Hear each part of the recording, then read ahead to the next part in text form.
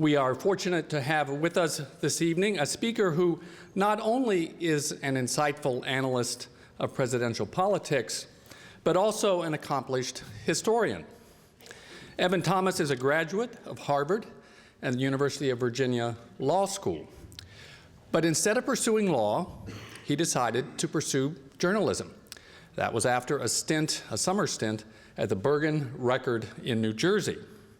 He ultimately, as you know, has become editor at large for Newsweek magazine, where he has written more than 100 cover stories and won a national magazine award for general excellence for Newsweek's coverage of the Monica Lewinsky scandal. It is said that journalism is the first rough draft of history. But Evan Thomas has not settled for the rough draft. He has written 6 authoritative books on American history, including The Wise Men, a landmark examination of some of the most influential figures of the Cold War era, and most recently, Sea of Thunder, an account of the World War II naval battle of Leyte Gulf. Now, this is a particularly important contribution to our historical understanding, I think, because this book really, by Evan pouring through diaries and other personal accounts, brought to life the often misunderstood views of the senior Japanese military leaders. Tonight, though, our speaker will put his considerable historical and journalistic experience to work for us in an examination of the 2008 race for the White House. Ladies and gentlemen, Evan Thomas.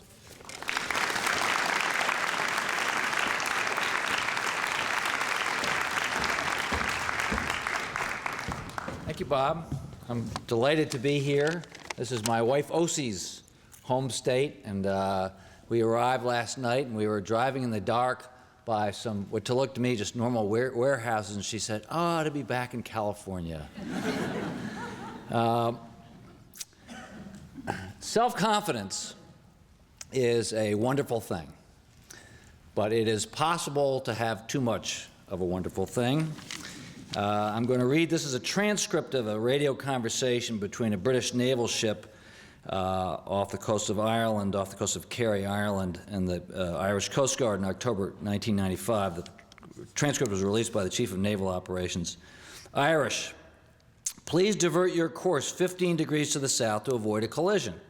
British, recommend you divert your course 15 degrees to the north to avoid a collision. Irish, negative. You will have to divert your course 15 degrees to the south to avoid a collision. British, this is the captain of a British Navy ship. I say again, divert your course. Irish, negative. I say again, you will have to divert your course. British, this is the aircraft carrier HMS Britannia, the second largest ship in the British Atlantic Fleet. We are accompanied by 3 destroyers, 3 cruisers, and numerous support vessels. Demand that you change your course 15 degrees north. I say again, that is 15 degrees north, or countermeasures will be undertaken to ensure the safety of this ship. Irish, we are a lighthouse. Your call. Now, think of all the trouble. Think of all the trouble that overconfidence and arrogance, and as the ancients used to say, hubris, all the trouble that that's caused people and nations. You know, empires have risen and fallen on hubris alone. It's always interesting to me that in the Roman Republic, when a conquering general came back into Rome, entered Rome, they would put a slave in the chariot with him to whisper in his ear, "Remember, you too are mortal." Nonetheless, the Roman Republic became the Roman Empire, and inevitably it fell. I think that's a challenge for us, that's the challenge for the United States, is how to avoid that kind of hubris, that kind of overconfidence.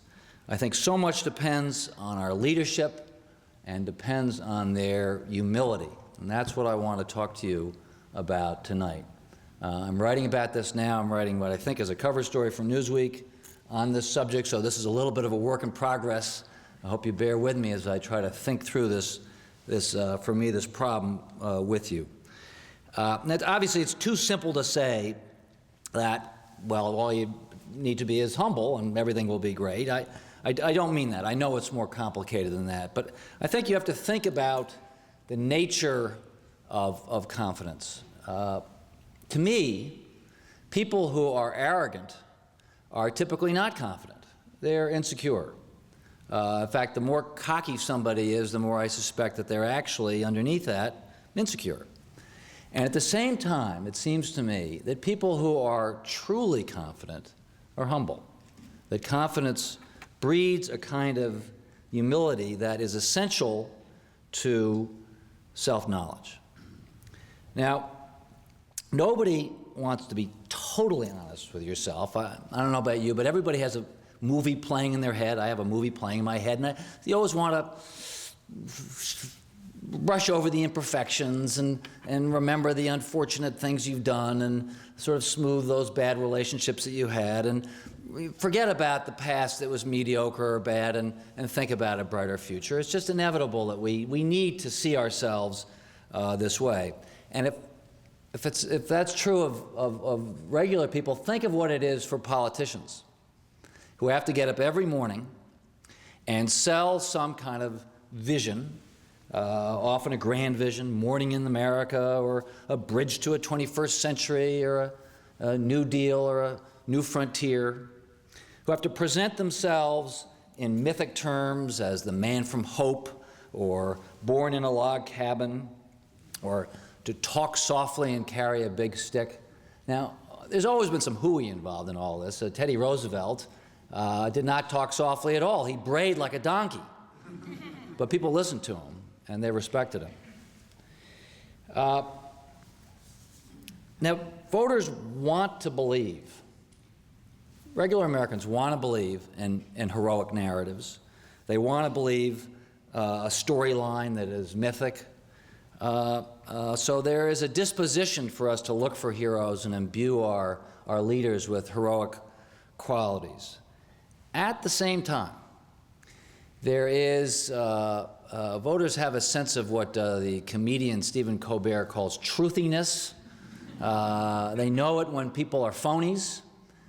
They can sense it and smell it. Even voters who aren't paying all that much attention to politics can look at a politician on TV and just sense when they're not really telling the truth, or deeper than that, true to themselves. Now, I think that people really care about this. They want leaders who are self-aware, who know themselves, who are confident enough to be humble, who don't fool themselves. And I think Exhibit A is our recent experience with President Bush. Now, after 9/11, I think Bush did marvelous things in this country to show resolution and to show self-confidence at a time when we were afraid. I was afraid, certainly, and I think a lot of Americans were afraid. Bush, I think, deserves tremendous credit for his ability to project the kind of resoluteness that we needed.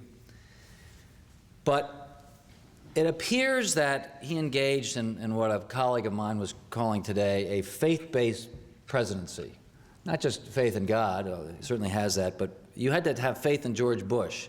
He was basically saying to us, look, believe in me, have faith in me, and things are going to work out. I'll take care of you. And many of us did, but it was a little bit too faith-based and not fact-based. Bush had an exceptional degree to an exceptional degree, he ignored inconvenient facts. And he ignored unpleasant advice. And he just whisked aside anybody who disagreed with him. Now, as I'm going to get to, all presidents do this, but Bush did it to a remarkable degree, and along the way, we lost faith in him. At least judging by the polls, more than 2/3 of the country just doesn't really believe him anymore. And more than that, when bad things happen, not just in Iraq, but in Katrina and more recently with the economy, they're wondering, does this guy really know what he's doing? And it is really a serious thing for a president to have that kind of loss of faith. It's really damaging to the presidency and damaging to the country. I'm fascinated by how this happens, this process, how presidents sort of lose the sense of who they are, how they become hubristic. And the story that always comes to me was told to me years ago by Bob Strauss, who was a famous lawyer lobbyist in town and an advisor to many presidents. And he described this process of people coming to the Oval Office. And he said outside the Oval Office, when he was standing there, they would say to him, some of these men would say to him, "I'm going to tell that dumb son of a bitch a thing or two." And then they'd get in the Oval Office and they'd say, "Oh, Mr. President, you're doing such a wonderful job." And that's just the nature of the office. It defangs the most severe critic. People are awed by it. I've been there a few times, and it does have an awe-inspiring effect on you. You cannot help but feel a reverence for the office, and by transference on the individual there, really no matter who he is. And it has the effect of producing sycophants and yes men. Presidents always have a fair number of these. Bush had them to an extraordinary degree. Now, it is true there are some strong personalities around, but there were not a lot of skeptics or doubters in there. He lived essentially, and has lived, not so much recently, but certainly for the first 6 years, in a bubble where he just wasn't hearing contrary advice.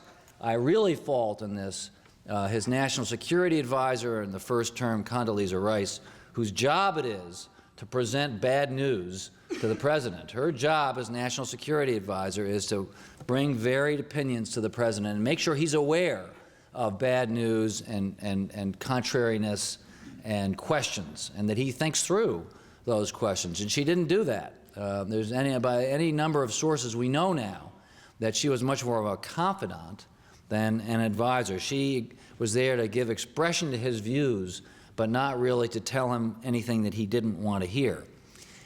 Bush basically, after a while, didn't have, on the domestic side, any advisors except for Karl Rove, who was his political advisor. You probably can't even name Bush's domestic policy advisors. To me, the nadir came when, in fact, I'll bet you this is a name a few of you have ever heard, Bush's senior domestic policy advisor in the winter of 2006 was a man named Claude Allen. He was arrested for stealing TV sets at the mall and plea bargained. Now,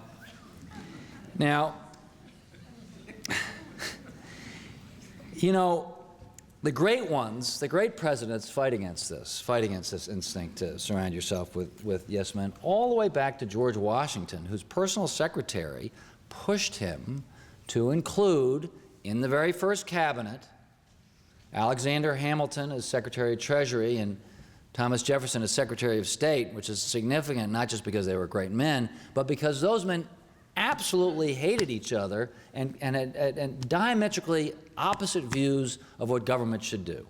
Hamilton believed in strong federal government, Jefferson in weak government.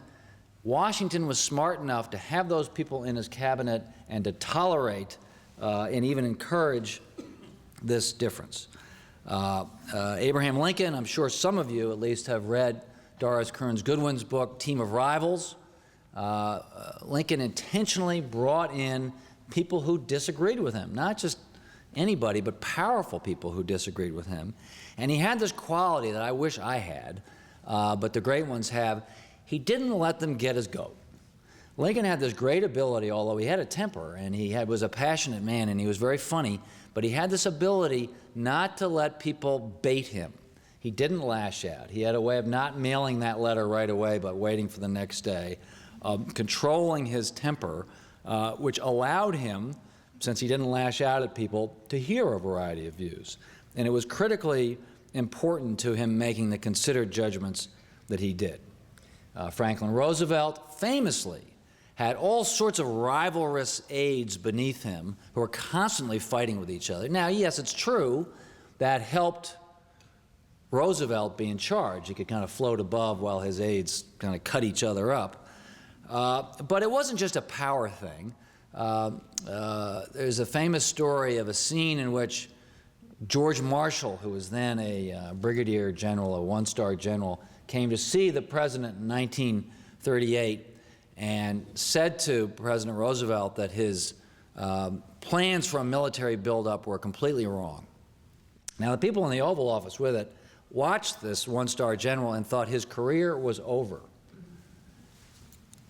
Roosevelt made him Army Chief of Staff. And as you know, he became the organizer of victory in World War II. He was willing to listen to highly critical advice, and if he thought it was right, he would take it, and he was unashamed of that. The good presidents sometimes start off not listening to advice, but they learn. My favorite example of this is John F. Kennedy, who was a cocky young man when he became president. And when he got to Washington, got to the Oval Office, he had a view of Eisenhower, President Eisenhower's national security staff, as being bureaucratic and sclerotic and too many aides, shuffling paper. And Kennedy was much cooler than that. He didn't need all that. He liked talking to these guys at the CIA. There was a famous dinner a couple of weeks before he was inaugurated between the top men in the White House and the top men at the CIA at the Alibi Club in Washington. And Richard Bissell, who was the chief of operations at the CIA, said, "I'm your basic man-eating shark." And everybody laughed and had a martini. And the next thing they did was the Bay of Pigs. As you know, that was the failed invasion of Cuba by a CIA-backed force. It was utter folly. It was a fiasco. It really hurt America in the world. It was a shock to Kennedy. In fact, he threatened at the time to break up the CIA in 1,000 pieces. Some people wish that he had. But he learned from it. He learned from the mistake, and he created a structure. He realized he had to have structure. He realized he had to have contrary advice. He created a structure, and the next time there was a big crisis involving Cuba, and it was a really big crisis, the Cuban Missile Crisis, when the Soviets put missiles inside Cuba, Kennedy created something called the XCOM, a group of 20 senior statesmen, some out of government, some in government. They had a marvelous argument for 13 days. It was able to produce a subtle, clever response. They started off talking very heroically about bombing Cuba, but by the time they were done, they were able to work out a face-saving plan for the Russians whereby both sides would withdraw their missiles, and they had essentially made a secret deal. It took a great deal of argument, pro and con, to do that, with people fiercely arguing on both sides. Kennedy was able to sit there and listen to it and take it in and reach the right result.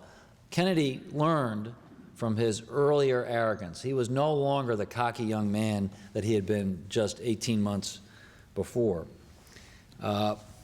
Ronald Reagan is another example of somebody who had this capacity to listen and to learn, and was burned by it, but learned from it. Initially, when he came in, obviously he had had great vision and a great sense of the myth-making potential of American history and all that, but he was smart enough to have very shrewd advisors. He had a chief of staff named James A. Baker, who was very smart, and excuse me, I'm looking for a glass of water here, very smart and tough.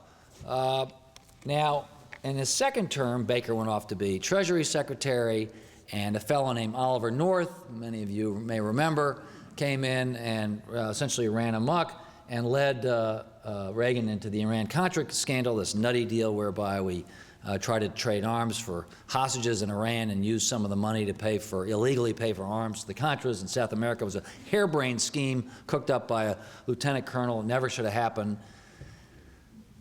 Reagan learned from it. Everybody thought Reagan's presidency was basically finished by Iran-Contra, but it wasn't. He continued to do the essential work of ending the Cold War with the Soviet Union.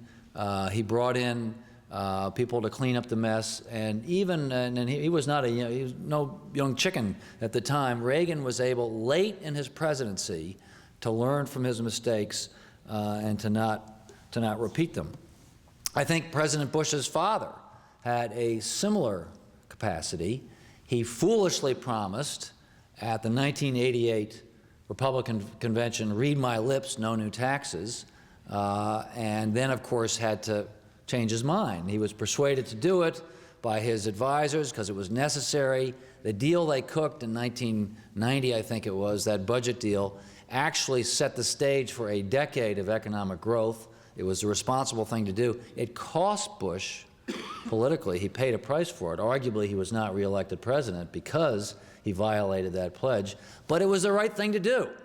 It was the right thing to do. He listened to contrary advice, and he changed his mind at his own political cost, but for the good of the country.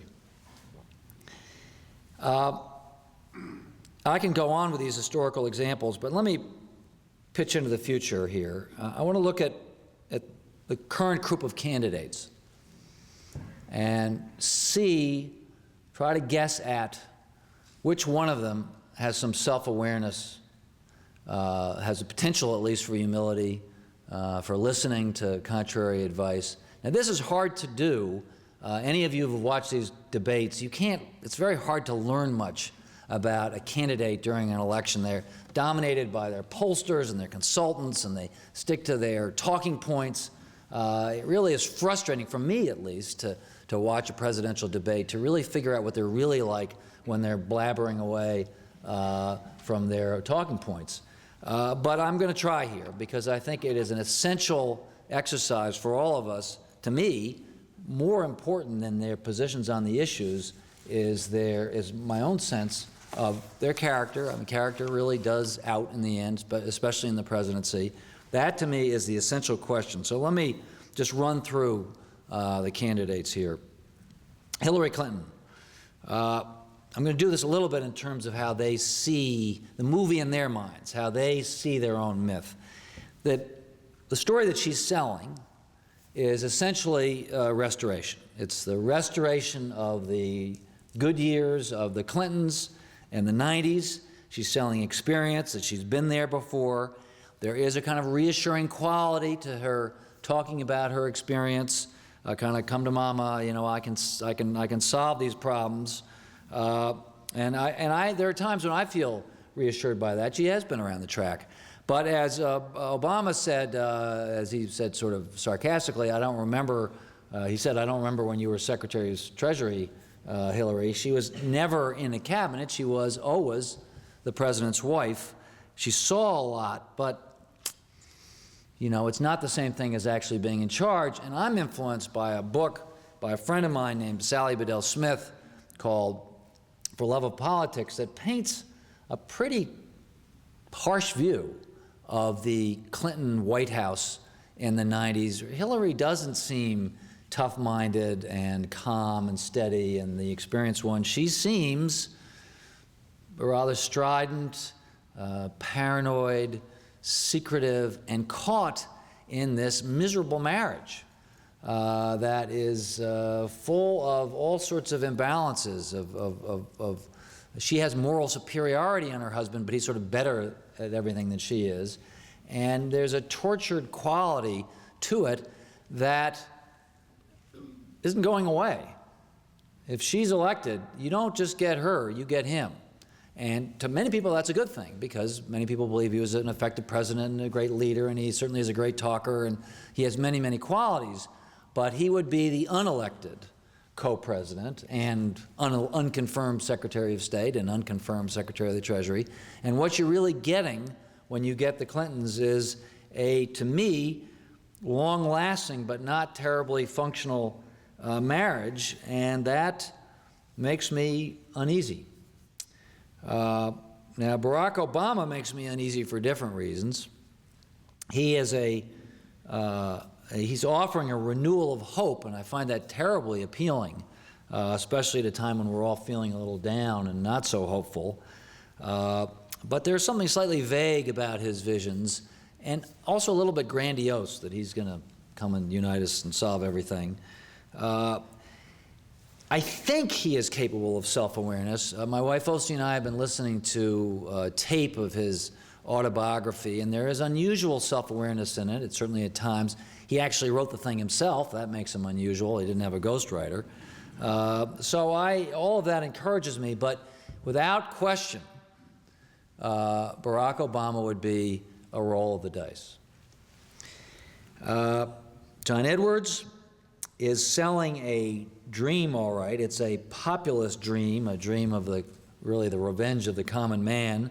I think it's sincere in the sense that Edwards remembers being the son of a mill worker, and he bears a certain chip on his shoulder against the rich folks.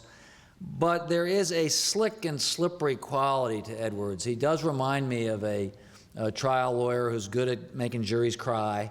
There's a vanity about him that I find a little bit off-putting. And again, yes, this populist message has some power, but it has never gotten in this country to 51% before. William Jennings Bryan tried it in 1896, and people have tried variations on it ever since. It's never gotten to 51%. I don't think it's going to get there with John Edwards. I don't think he's going to get the nomination for starters. And I think it's partly because people just sense in him a kind of slickness that is off-putting, that there's just a little bit too much of a hustle in him. And I share that view. On the Republican side, Rudy Giuliani, we've all seen that movie. It's a Jerry Bruckheimer thriller. 9/11 was, that was a great moment for him, at least as a public presence. And in a terrifying age, that can be a great quality, this ability to reassure and to seem heroic when you're covered with dust. But again, closer scrutiny makes me less confident.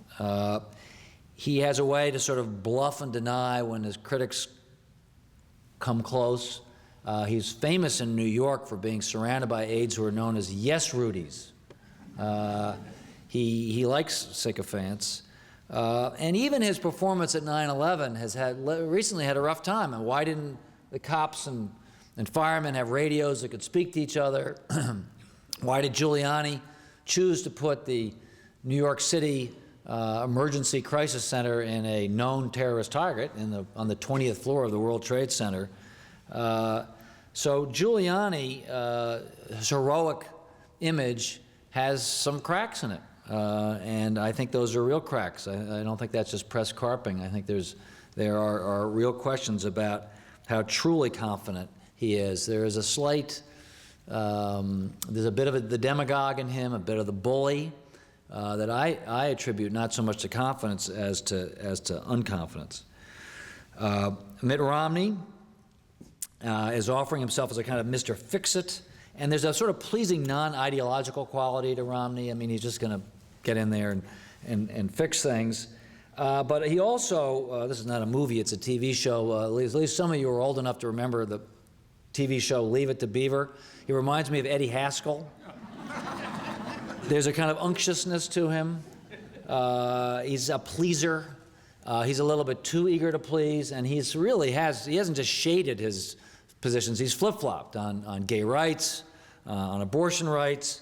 He's just a little too eager to please. I was appalled by him. It worked in Michigan, but he's saying to these auto workers, oh, I'm going to get your jobs back. I'm going to protect you. At least the guy who lost, John McCain, had the honesty to say those jobs are gone. They're not coming back. We need to retrain you, and we need to care for you and care for the people who've been left behind. But I'd be lying to you if I said I was going to get those jobs back. And I think Romney did lie, and it worked, which happens sometimes in politics. He won.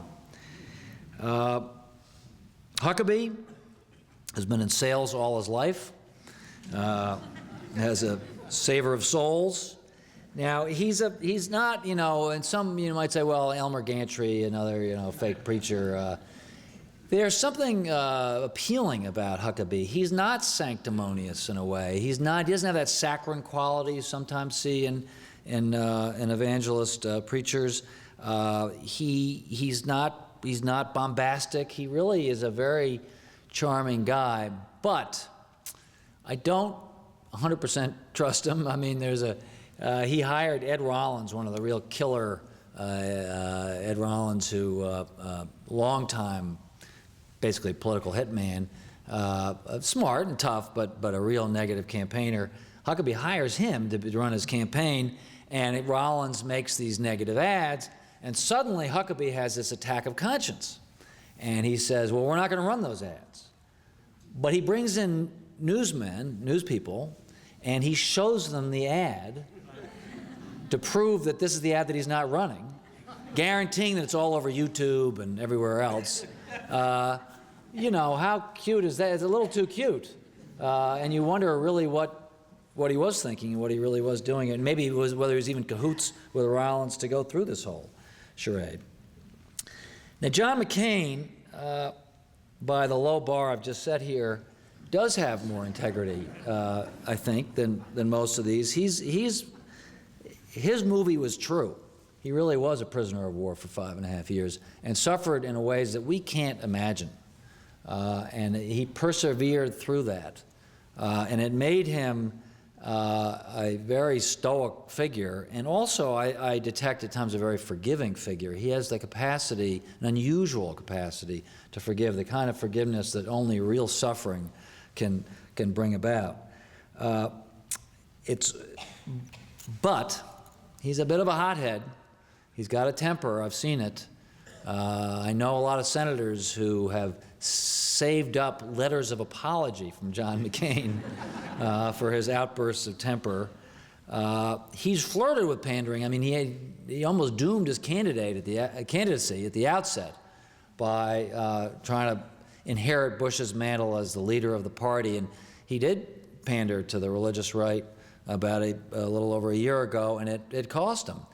To his credit, when his campaign was about out of money, he sort of found his voice again and got back on the Straight Talk Express and has been, relatively speaking, more straightforward, I think, more honest, more willing to tell the truth.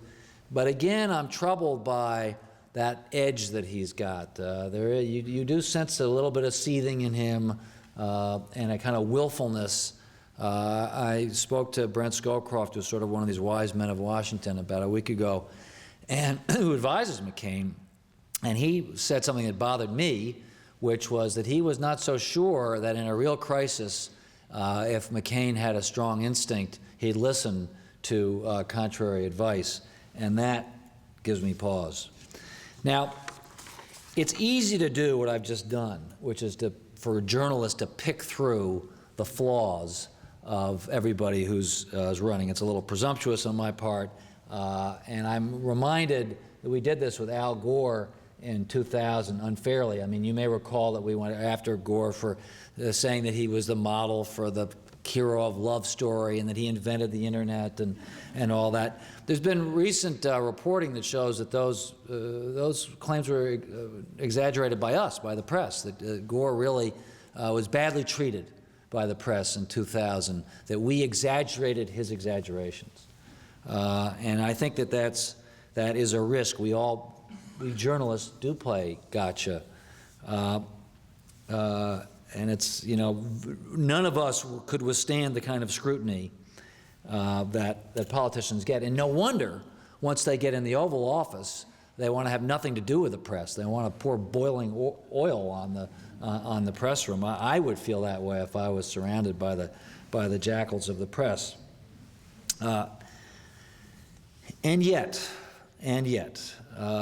these are all people running for president have to go through this kind of scrutiny. We need to do this because these questions of character are so very important. And we have to ask not only that these folks, I think, are self-aware and honest with themselves, but that they actively promise to reach out and seek contrary advice. We live in this partisan age where everybody's always right and their enemies are always wrong. And in Washington especially, there is so little true bipartisanship. There is become so polarized. Even in the years that I've been doing this, O.C. and I got to Washington in 1979, I think it was, so that's not quite 30 years ago. It was a tamer place. It was a sweeter place, believe it or not. And not that Washington has a long history of partisanship, but just in the 30 years I've been there, it has noticeably worsened and become more harsh. And so I think the next president has to reach out and promise to reach out and do it in concrete ways. There's a man in Washington called David Abshire who runs a place called the Center for the Study of the Presidency, and he has, I think, what's a good idea, what he calls a unity cabinet, which is that the next president promise and choose two senior cabinet people from the opposite party as a show of, hey, I'm serious about bipartisanship. I'm going to bring the other side into my tent and share with them. I think this is a good idea. I don't think it's a foolproof idea. After all, presidents can ignore their cabinet secretaries. Just ask Colin Powell how much face time he got with George Bush when it was clear that Powell was against him. Shockingly little, actually. So it's not a perfect solution, but it is a step. And I think that, again, the good presidents do take these steps. They seek out opposing views. You don't have to be showy about it. One thing that I loved about Truman was his modesty, that arguably the best thing Truman ever did was the plan to rebuild Europe after World War II. Truman said, don't name that after me. They named it after the sainted General Marshall. It became the Marshall Plan. It wasn't really Marshall's plan. It was Truman's plan, or Dean Acheson's plan. But Truman had the good sense to name it after somebody else. You see that kind of low-key modesty in the great ones. Eisenhower was considered to be sort of a dull figure, and a kind of cautious figure. But it turns out that behind the scenes he was not. When he first came into office, he convened something called the Solarium Project, named after the solarium, the room in the White House where this group met. And he brought in the best thinkers on foreign policy, and he turned them into 3 teams, each proposing different approaches to handling the Soviet Union, the communist threat.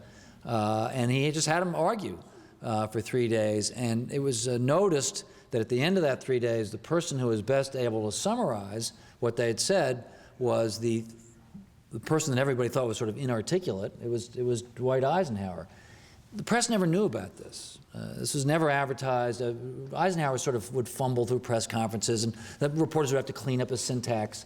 But behind the scenes, he was clear as a bell and able to handle tremendously contrary advice. To me, that is a model, that you bring somebody, you bring in people who might disagree, and you actually listen. So let me just end up here with some things that I think a president has got to have. Yes, he's got to have vision. We know that. Yes, the president has to be decisive. He can't just dither around as you listen to all these opposing points of view. And yes, they have to be confident, but they must be confident enough to be truly humble. Thank you very much.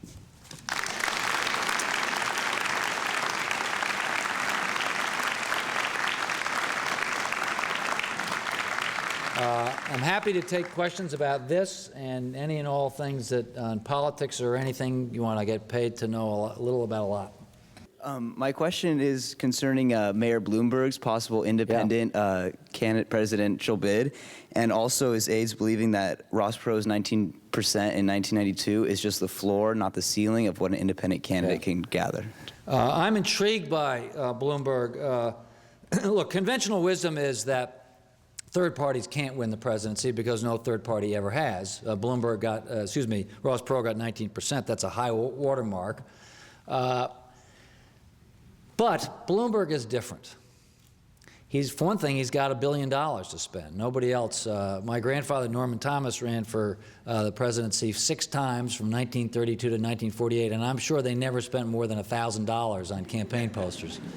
Bloomberg is different, and I think he may actually get in if the Republicans nominate Giuliani and the Democrats nominate Hillary Clinton, both of whom he cannot stand. I think there's a good chance he will get in the race. He's got a whole apparat going. He's got an advisor who's known as the deputy mayor for running for president. And he's willing to spend the dough. And he's pretty pretty out there.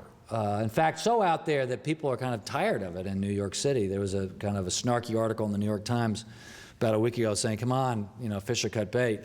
He won't fish or cut bait until March, when we have a clearer idea. But I think, I'll make a prediction, that if Giuliani and Hillary are nominated and there is a kind of sense of disquiet in the country about it, he will get in. Now, could he win? He's got to get on every state ballot, or almost all of them. I think that's doable.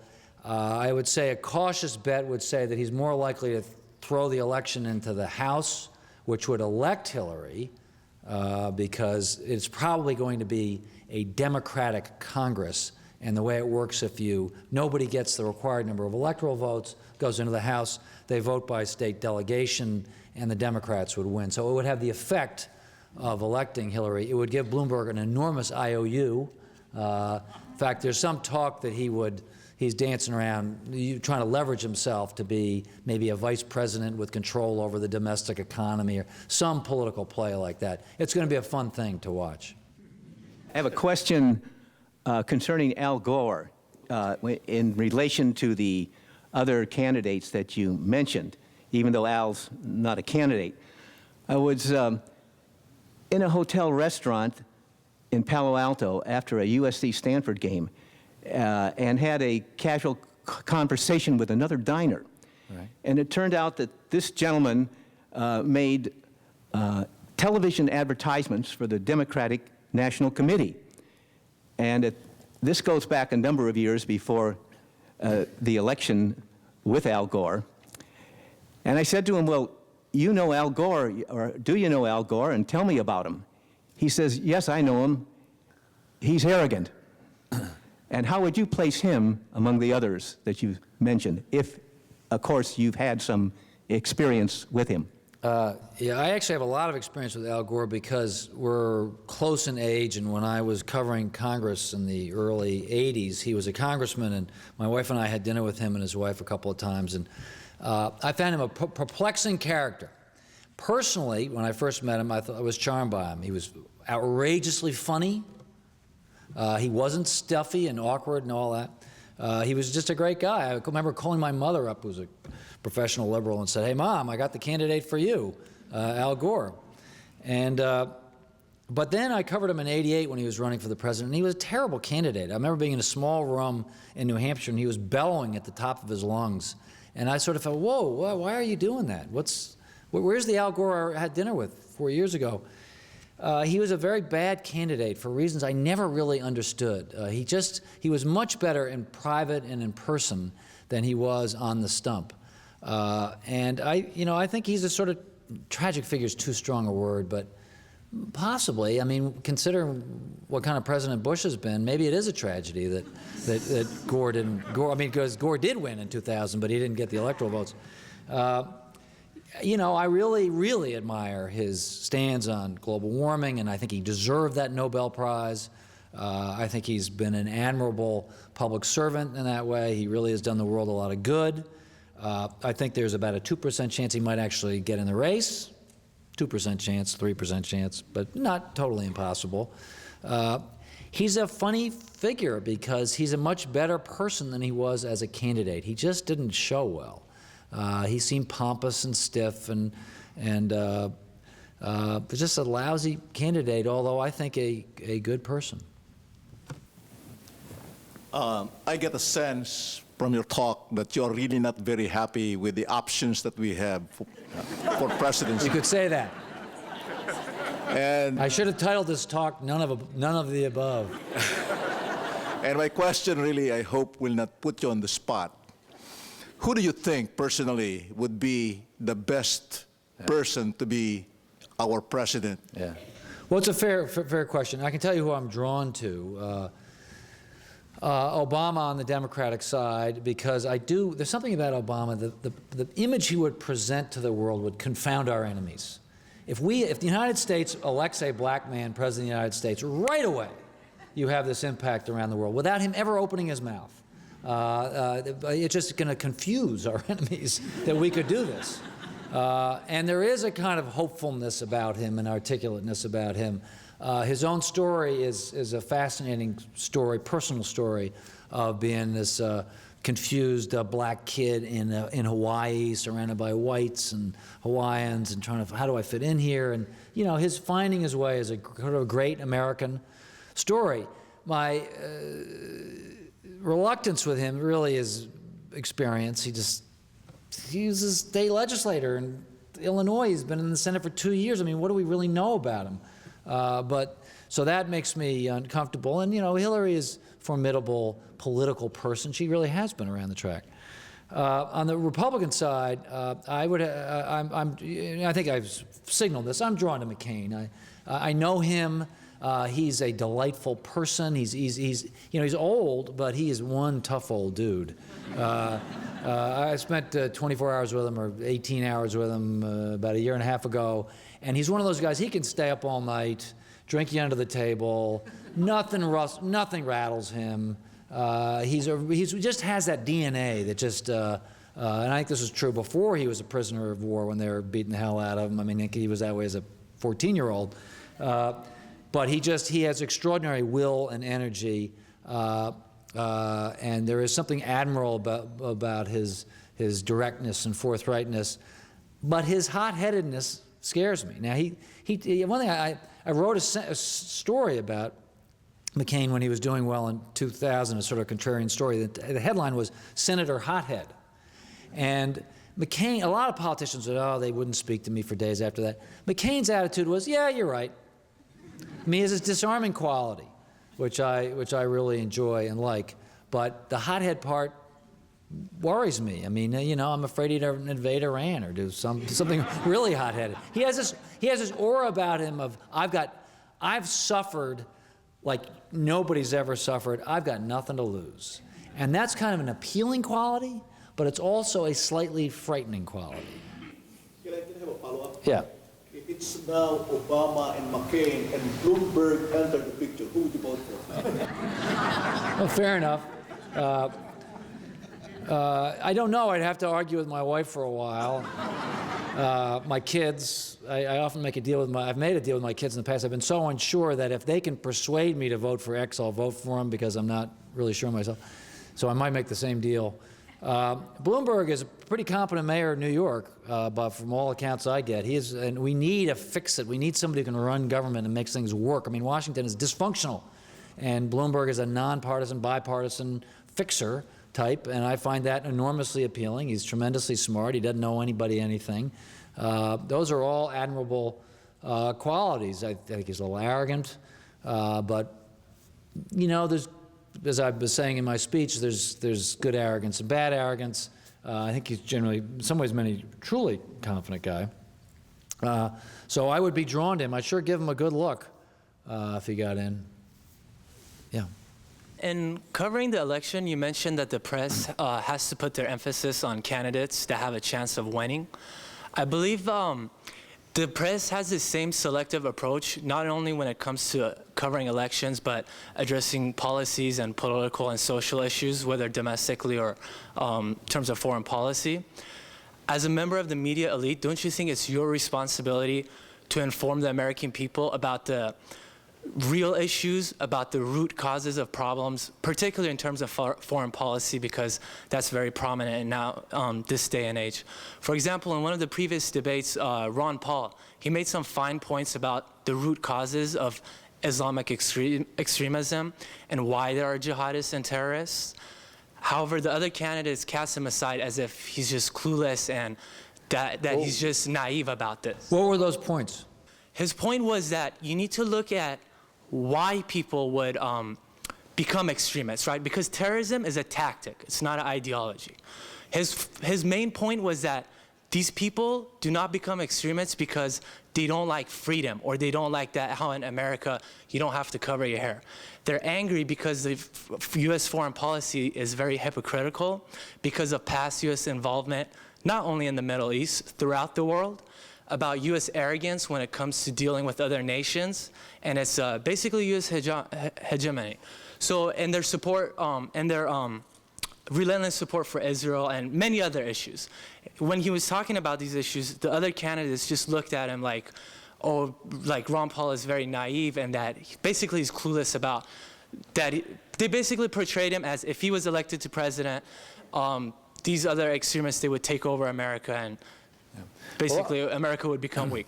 So my question for you is, don't you think it's more of a responsibility for not yourself, but the media as a whole to cover the real issues, the root causes, rather than the person who has a better chance of winning? I think all the issues that Ron Paul raised, Newsweek has covered extensively. If you read Newsweek, just to take one magazine, Fareed I meant the media as a whole. Fareed Zakaria writes about the very things you're talking about all the time. I think we make a real effort, and other so-called media elites make a big effort to figure out the roots of terrorism. I think we were obsessed with it after 9/11. Zakaria wrote a cover story 3 weeks after 9/11 called "Why They Hate Us," that went into all of these issues: American hegemony, overbearing qualities of American foreign policy, the Israel question. All of these issues get dealt with by this so-called media elite. Just because we don't cover Ron Paul doesn't mean we don't cover these issues. That was an example. We do. But we do. We cover these issues. Okay. You mentioned earlier the responsibility of reporters and the press to inform the electorate as to, abilities of candidates and such. Not too many years ago, television had zero influence in the election process. Today, it has a much more significant influence. I wonder if you have a feeling about that. Was it better before? Are there ways that the press could diminish the influence of television in the electoral process today? Well, there's a tendency to look at the good old days. I succumb to this all the time, but I'm always reminded, if you look at the election of 1800, it was a slime fest. I love it that, Thomas Jefferson hired a hack journalist to smear John Adams, and then the hack journalist got back at Jefferson when he was bought by the other side, spreading the rumors about Sally Hemings. This is in 1800. Our greatest of statesmen. So negative campaigning, dirty tricks, nothing new there. The press has been irresponsible for centuries. On TV's been a mixed bag. I think when there were just 3 networks, there was actually a moderating effect when the whole country had to watch, or did watch, 3 networks. 1971, if you turned, half of all the TVs in the United States were tuned to these 3 news shows. They were pretty middle of the road. I sort of missed that. Now only 10% of the United States is tuned into these shows, and more people either have left politics altogether, they're watching entertainment or sports or, the Playboy channel, or they're just feeding their parochial partisan interests by going online and getting themselves all stirred up or listening to right-wing talk radio or liberal talk radio. In other words, I kind of miss the moderating effect of the dominance of the old 3 networks in the days of Walter Cronkite. I think it made for a more middle-of-the-road electorate, and I think that's one of the reasons why we have partisanship now. I wrote about this recently, drawing on an article by a Princeton professor named Marcus Pryor, who pretty much proved this. So TV, I think, mostly had a good effect then. I think now, I'm not crazy about all of the talking heads. I think there's the problem with 24-hour cable TV is it's too much airtime chasing too little news, and so it all gets loud and raucous and repetitive. And frankly, I don't watch it. I'm in the news business, but I almost never watch cable TV because I don't really learn anything. But I don't think it's doing any terrible harm because they have small audiences. I mean, Chris Matthews is only watched by 300,000 people a night. It's, Walter Cronkite used to be watched by 30 million people. And even, the boring Lehrer News Hour, well, that audience is over 1 million. That's 3 times Chris's audience. So, there's still some pretty responsible TV out there. And I don't mean to pick on Matthews. I think he's actually a very smart guy. So no, I guess the answer is I'm not really bothered by TV news. I don't think it's doing all that much harm. One thing I love about the American media is that we talk about the media, mainstream media, and the media elite. Look, there's tons of media. I represent a relatively small slice of it. Newsweek has about 3 million readers. How many Americans are there? 270 million or whatever it is. There's media for everybody. All of you have computers, and you can go online and you can find whatever you want. And some of it's really good, and some of it's really bad, and it's everything in between, and it's boring, and it's exciting, and it's lurid, and it's dull, and it's everything. It's an extraordinarily rich stew that's available to any and all of you. And so really, I don't worry too much about the media. There's whatever you want. It's the marketplace of ideas, and take of it what you will. Colin Powell in recent speeches has said the biggest problem the United States has in the foreign policy arena is arrogance. Extreme arrogance is how he characterizes it. Which of the candidates do you think can do the best job in returning the U.S. to a position of respect throughout the world? And the second question is, you've commented tonight about, in particular, Al Gore being a great person, but a poor campaigner. I think you used the word terrible campaigner. Right. How can we as voters and citizens see through the candidates as campaigners and see them as presidents where they have to make decisions and be the executive leader of the country? Well, Thank you. it's hard. A part of being a president, I mean, it's a little tricky. Part of being a president is being a good campaigner. Part of leadership is that you convey your leadership.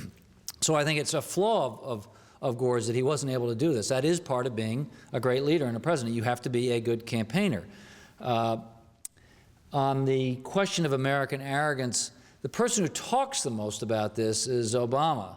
And I think he would help at least confuse, as I said earlier, confound our enemies. I think he cares about this, which is important, and he would make an effort to present a more benign view of the United States, a less hubristic, less arrogant view of the United States around the world. This is a time when we need that. It's not the only qualification for president, but it's an important one. Thanks very much.